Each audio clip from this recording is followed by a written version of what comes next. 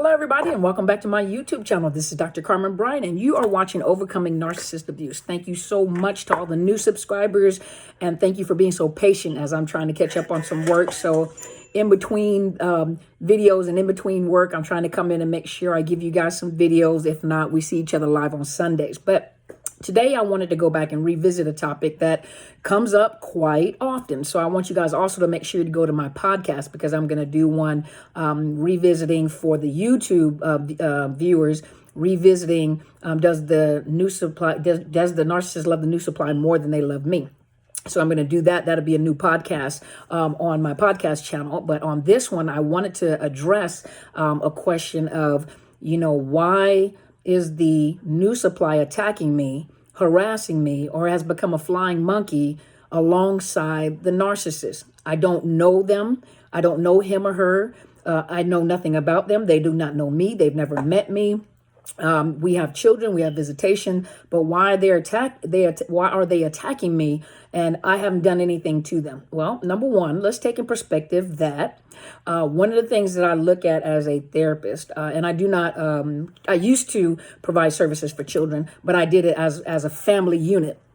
And I usually tell parents this, it's something that we learn in school as well. When a child is displaying symptoms, or when I say symptoms, poor behavior, acting out behavior, something is going on in that child. And usually children are too young to express their emotions like adults can. And so they usually act out. So that lets me know something's going on at home. Something may be going on at school. Something is happening where the child does not know how to express themselves. So they begin to act out. But it is a symptom. It's a symptom of something. When I look at a new supply, or not at the new supply, but I'm sorry, you guys, but when I look at the behavior of new supplies, it's an indicator of the information that's being provided to them from the narcissist. And so anytime you've never met the narcissist, not the narcissist, but the new supply, but yet they're attacking you or smearing your name or doing things to make sure that they know that they're in the picture, it lets me know that narcissist is feeding them information. And a lot of times they're very ignorant. Ignorant meaning they lack knowledge. They don't know what they've gotten themselves into, and they know nothing about you and what you've gotten yourself out of, right? And so the narcissist is already smearing your name. So they'll take everything. And like I always tell you guys, it's not like the narcissist does not know about their behaviors, because as they maneuver through different relationships, people have told them about their behaviors. You're never going to have anybody. You are a manipulator. You're an abuser. You're this, you're that, you're this, you're that. And they have a very, very fragile self-esteem anyway. So it's not like they forget what has been said. But what they'll do is they'll take that information and put it on you, and let that new supply know how horrible you are. And their behaviors, they project it onto you. So they're providing this new supply with information about themselves, and they're projecting it on you. This is how you are. They take a piece of truth and they take a whole bunch of lie and they put it together and create a bigger lie. And so now, usually when you get to this new supply, they've been love bombed. They have been manipulated. They have been bamboozled. They have been, trauma bonded, or they're being love bombed. They're being seduced, and so everything that comes out of the narcissist's mouth to them is truth, because they've never proven themselves otherwise, and they're so in love. So they think they're so in love and they're so caught up in their emotions. They'll do almost anything to defend their new man, to defend their new woman, right? And so anything that's being said about you and how horrible you are, that's their boo. So they're going to fight too. I'm going to protect what's mine. And on top of that, remember, if you've never said anything, they've never heard your voice, they don't know anything about you, they're also intimidated and curious about you. So they'll do things, for example, when your children have visitations, they'll make sure that they're talking in the background so you can hear them. They'll do things like when pictures are sent home with the kids, or the kids are given pictures, they make sure that they're always in the picture. They make sure that when there's gifts sent to the home, or stuff is being sent to your house, that their handwriting, their names, something to let you know that they're in the picture. Well, you know how I think. So hopefully you guys are starting to think the way that I think. Not all the way, but somewhat. If you have to make sure that I know that you're there, think about it for a minute, then you don't know that you're there. And what you're showing me as a symptom is that you are intimidated by me. To make sure that I hear your voice, think about it.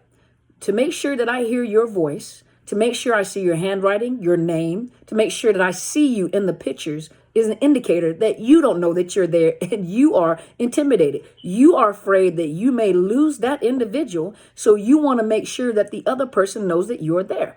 Well, that if you're confident, it wouldn't matter whether you have a picture. You don't have to be seen.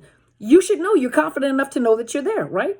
Well, a supply, you got to remember that they usually pick people, regardless of how powerful they are, what jobs they hold, but they usually pick people that have some brokenness in them.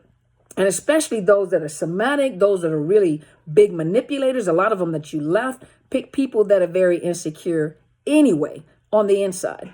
And so that's just an indicator that they are intimidated by you. They want to harass you. They're siding. They become a flying monkey along with that new supply. Really, it's a compliment because they don't know you. They're intimidated. They want to know something about you. What is it about you that they, and then always remember that your name probably comes up in that house quite often. Now, as this new supply is being love bombed, is being trauma bonded, they're beginning to see some behavior that's very similar from what they have said you act like, you respond, you react.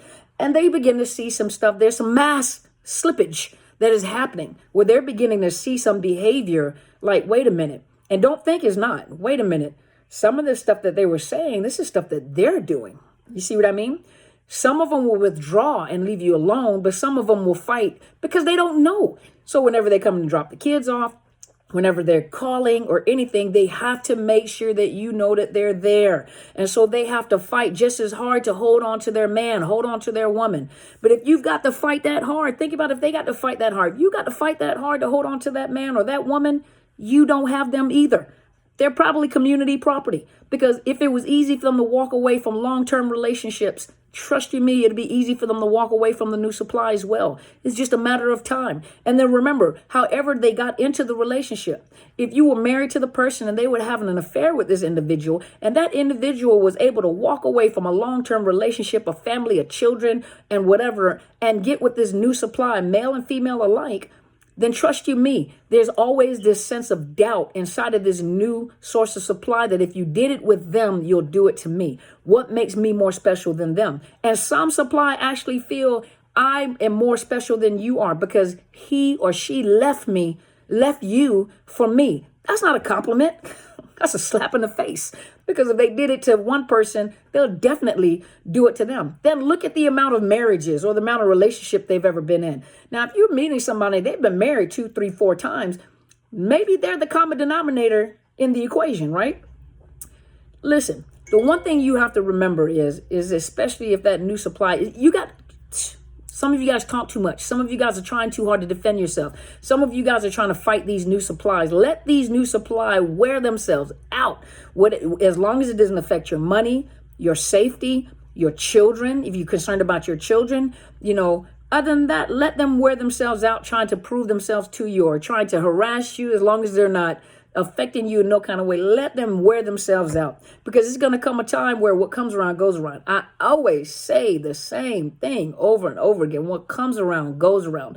Whatever way that they entered into the relationship, trust you me, they're going to exit that way. And what you've done to one to hurt that old supply, and you know nothing about them, and you hurt them, be prepared that you're going to reap your own harvest. Because 9 times out of 10, you're going to feel the pain that last supply felt if you were the new supply in the equation. And some of them have already love bombed or hoovered or have gotten a new prey in the picture. So by the time they leave you and meet up with this new supply, this is not a new supply. This is someone that's been in the picture for a minute. This is someone they've been working on for a minute.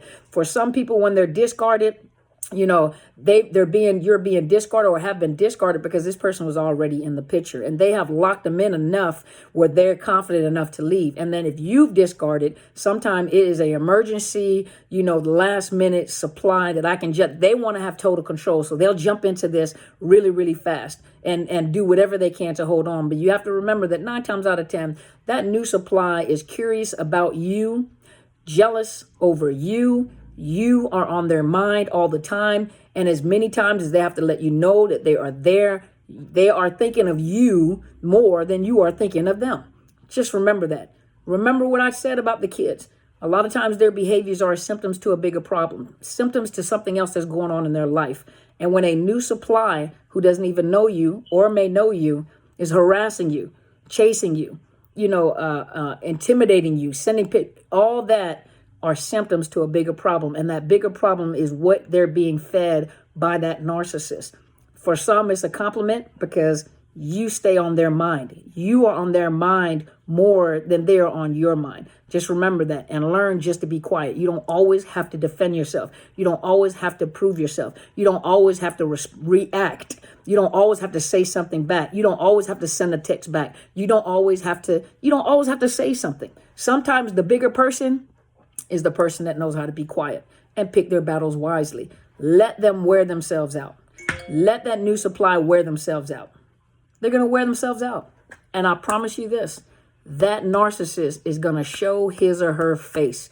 They're going to show their true colors. They cannot hide for a long period of time. And whatever it is that they're doing to you, trust you me, it will happen to that new supply. And that new supply is going to regret messing with you all along because this is the same thing that happened. And when they get discarded and the next supply is doing the same thing, they'll see what it feels like. So hopefully that answered that question. Thank you guys so much for tuning in. I know this video wasn't very long. Come over to podcast. I'm going to do another recording. So by the time you see the video, I'll probably have already recorded another podcast. But thank you so much. Make sure you subscribe. It's Dr. Carmen Bryant, Overcoming Narcissist Abuse. Share. Hopefully that answered that question. I have a book. Go to Barnes & Noble or Amazon.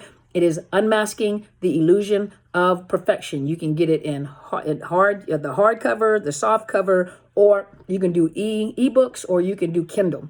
And then also make sure you check out my mentor's YouTube channel. It is Helen Sadler, Destiny Helper. She brings you the information from a spiritual perspective. She is the presiding prelate of Into His Chambers Global Ministries. That means she's a senior pastor over many ministries and over many leaders, and she can bring you information based upon the spiritual aspect with a respecter of everybody has their own belief system, and she will bring it to you from a spiritual perspective. Please subscribe to her channel. And also, if you are looking for counseling, I cannot provide you counseling outside of the state of Washington. But if you go to betterhelp.com/Dr. Carmen and click on that, you get a 10% discount, first of all, because that's a sponsored link. So you get a 10% discount. If you're dealing with some financial issues, let them know, and they can offer you a grant.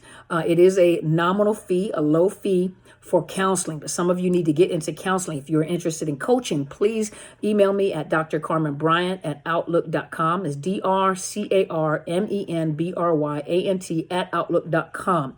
And then I will provide you with more information on the coaching services that I do provide.